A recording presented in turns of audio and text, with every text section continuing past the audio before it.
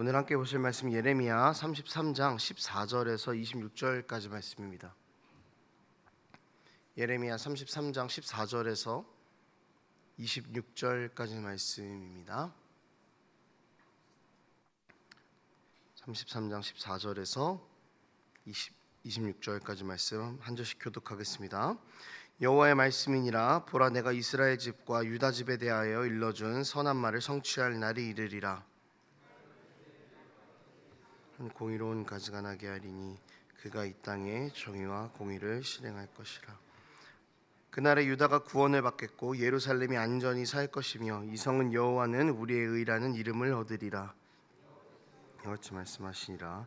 이스라엘 집의 왕위에 앉을 사람이 다윗에게 영원히 끊어지지 아니할 것이며 내 앞에서 번제를 드리며 소제를 사르며 다른 제사를 항상 드릴 레위 사람 제사장들도 끊어지지 아니하리라 하시니라.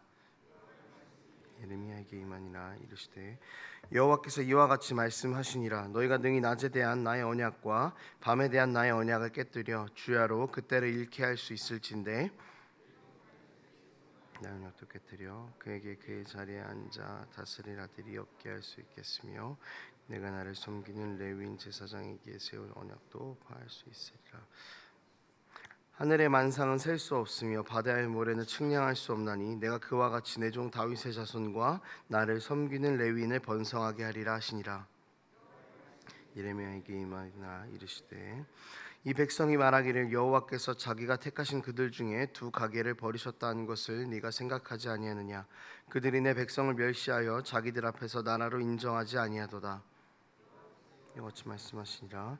네가 주야로 맺은 언약이 없다든지 천지의 법칙을 내가 정하지 아니하였다면 함께 했습니다. 야곱과 내 종 다윗의 자손을 버리고 다시는 다윗의 자손 중에서 아브라함과 이삭과 야곱의 자손을 다스릴 자를 택하지 아니하리라. 내가 그 포로된 자를 돌아오게 하고 그를 불쌍히 여기리라. 아멘. 오늘 본문은 이스라엘 백성들이 심판을 받게 되는 가장 큰 원인들이 두 가지가 등장하게 됩니다. 그리고 이 원인들에 대한 이야기를 진단하고 하나님께서 어떻게 이스라엘 백성을 회복시키실 것인가에 대한 이야기들이 나옵니다.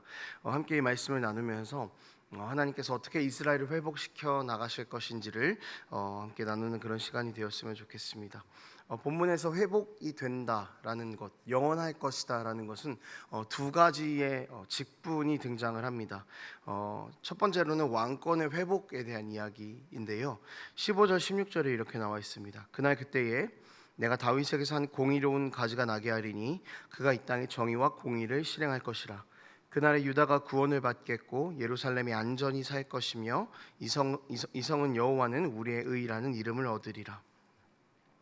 왕에 대한 왕권이 회복될 것이고 그 나라가 영원할 것이다 라고 이야기를 하시는데요. 그 왕 앞에 붙는 좀 단어가 있습니다. 정의와 공의라는 단어입니다. 이 구약 성경 안에서 이스라엘이 해야 할 일, 그리고 이스라엘의 특히 이 왕이 해야 할 일은 늘 정의와 공의를 행하는 것이었습니다. 오늘 본문의 모델에서는 다윗 왕을 이야기하고 있는데요. 궁극적으로는 다윗의 후손으로 오신 예수 그리스도를 통해서 성취가 되는 것이죠.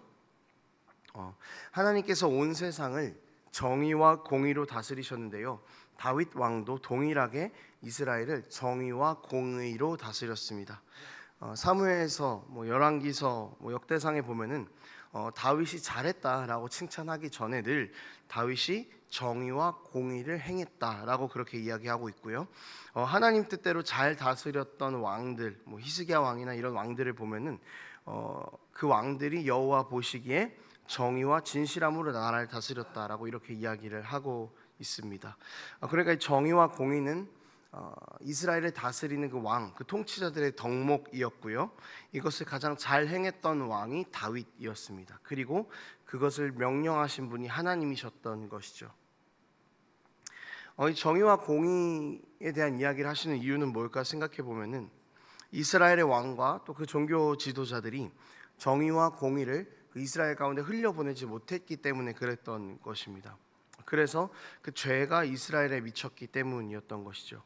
특히 이 고아와 과부 또 사회적 약자들에 대한 재판을 제대로 하지 않았을 것으로 추측이 되는 구절들이요 너무 많습니다. 더 가진 자가 없는 자의 것을 빼앗았고, 통치자들은 그것들을 보고도 제대로 송사하지 않고 그냥 내버려 두었습니다. 오히려 통치자들이 가난한 자들의 것을 더 뺏는 모습들도 있습니다. 정의와 공의를 그 통치자들이 행해야 하는 이유는요, 이것이 통치자의 위치에서 하나님을 가장 잘 드러낼 수 있는 방법이기 때문에 그렇습니다. 이스라엘이 거룩하게 구별된 하나님의 백성이라면 정의와 공의를 통해서 하나님을 드러냈어야 했는데 그들이 그것에 실패했다라는 것입니다. 그 두 번째는 제사장입니다. 22절에 이렇게 나와 있죠. 하늘의 만상은 셀 수 없으며 바다의 모래는 측량할 수 없나니 내가 그와 같이 내 종 다윗의 자손과 나를 섬기는 레위인을 번성하게 하리라 하시니라. 레위인을 번성하게 하실 것이다 라고 이야기하십니다. 이 부분도 역시 정의와 공의를 약속하셨던 것처럼 이스라엘의 망가진 부분과 관련이 있습니다. 이스라엘이 포로로 잡혀가기 이전에 심판을 받게 되는 원인에는 이스라엘의 제사, 그러니까 하나님을 향한 예배가 많이 망가져 있는 그런 상황이었습니다. 그 이유가 뭘까 생각해 보면은 이스라엘 백성들의 문제도 있었겠지만 제사장들이 많이 망가져 있었기 때문이겠죠. 이스라엘에게 제사장이 있다라는 것은요, 하나님과 함께하는 민족이라는 아주 독특한 정체성을 이야기해 주는 것입니다. 그렇기 때문에 제사장들의 부패, 제사장들의 망가짐은 하나님과의 관계 안에서의 단절을 이야기하는 것이죠. 그렇게 하나님께서는 제사장의 회복과 번성을 다시 한번 이야기를 하고 계시는 것입니다. 왕권에 대한 이야기, 이 제사장에 대한 이야기는 결국 이스라엘이 하나님의 말씀을 드러내는 그 선택받은 백성으로 살지 못한 것에 대한 결론인 것이죠.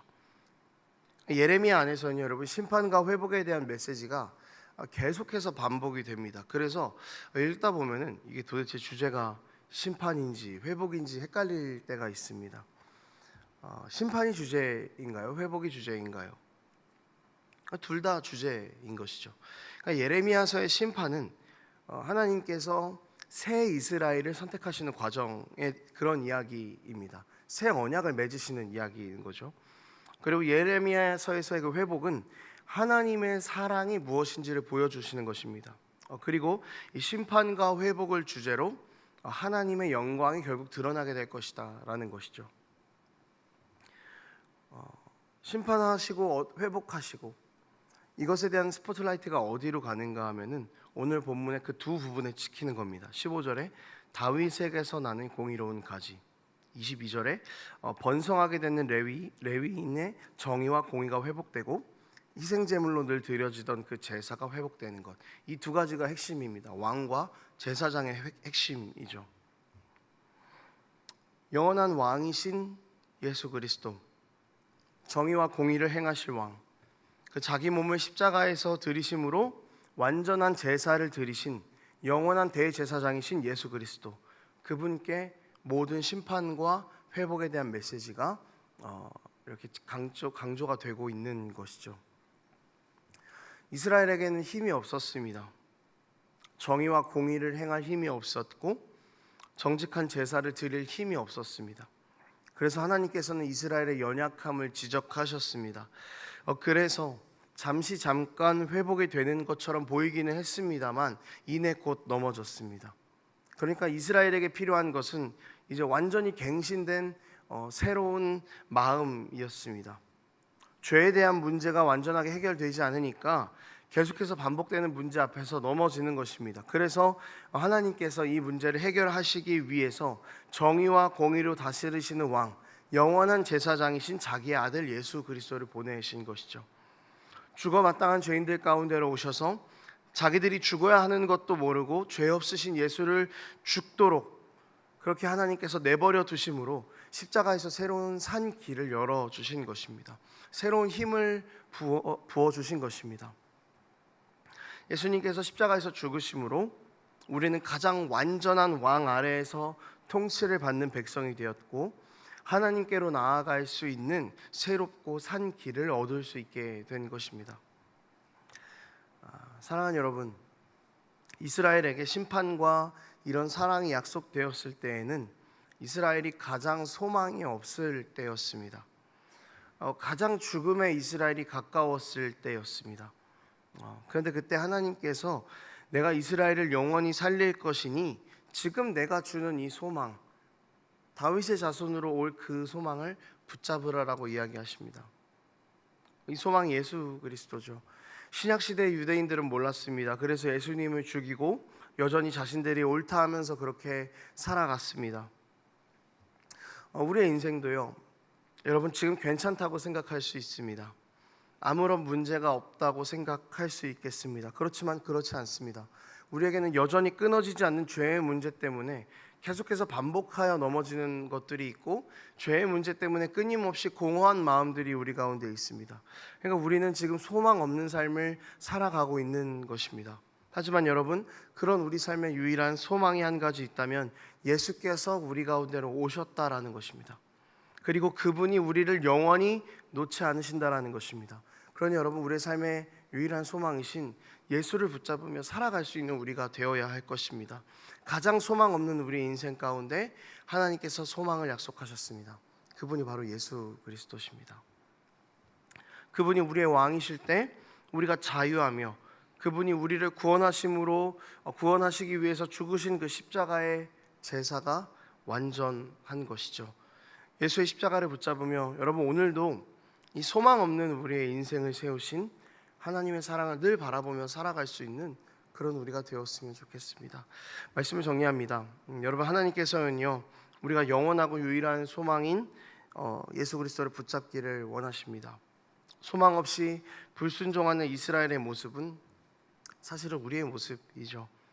그렇지만 한 가지 차이가 있다면, 이스라엘은 그 영원한 소망을 놓쳤다라는 것이고 우리는 그것을 붙잡았다라는 것일 것입니다. 여러분, 소망을 붙잡은 자로 세상 가운데에서 살아갑시다. 그리고 다시 우리에게 주신 그 사명, 정의와 공의를 세상 가운데에서 드러내는 그리스도인, 하나님과 동행함으로 드러내는 그 세상, 하나님과 동행함으로 세상에 하나님을 드러내는 그런 소금과 빛의 역할을 감당하는 우리가 되었으면 좋겠습니다. 여러분, 우리에게 주어진 이 소망은요, 세상이 말하는 소망과는 정말 차원이 다른 소망입니다. 이제 우리 이 소망을 붙잡고 함께 생명의 길을 걸어가고 소금과 빛의 역할을 감당해내는 그런 우리 삶이 되기를 소망합니다. 기도하겠습니다. 하나님 아버지, 이스라엘의 연약했던 모습을 보고 또 회복을 약속하시는 하나님의 모습을 보며 우리가 다시 한번 경각심을 느끼고 다시 한번 위로를 느낍니다.